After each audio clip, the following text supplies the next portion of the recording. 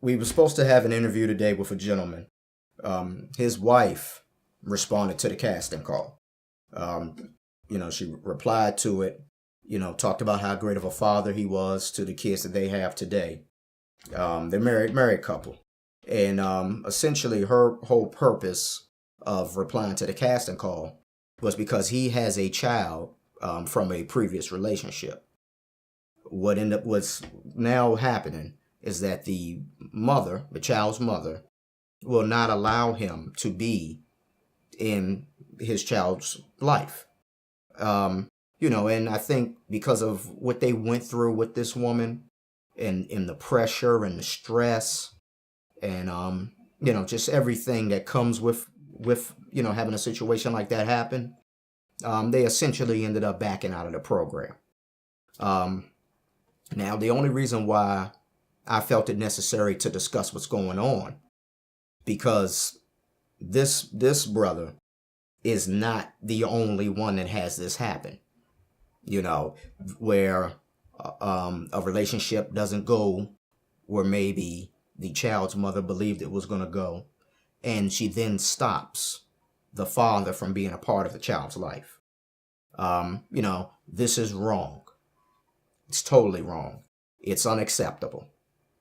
But what we also want to get across, and what I want to get across, and I have these conversations all the time. I've had these conversations way before Black Dad was even thought of, is that as a father, you have to continue to push. It doesn't matter how much obstacles the child's mother puts in front of you. You have to continue to push. You have to continue to push, continue to fight. The court system lets you down. You have to continue to push. You have to continue to fight. You can't give up, because essentially what you don't want to happen is your child to be poisoned.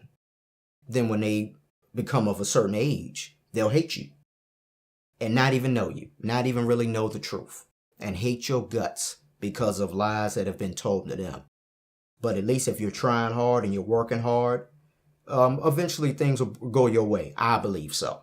But if you give up, if you quit, then you're only giving in to pretty much you're having your rights taken. Because as a father, it's your right to be a father. It's your right. That's why when things happen, you're able to go to court. They may not give you full custody, but they can do joint, or they can set up the visitations. Why? Because it is your right as a dad to be a part of your child's life. It is not the right of the mother to try to take that away.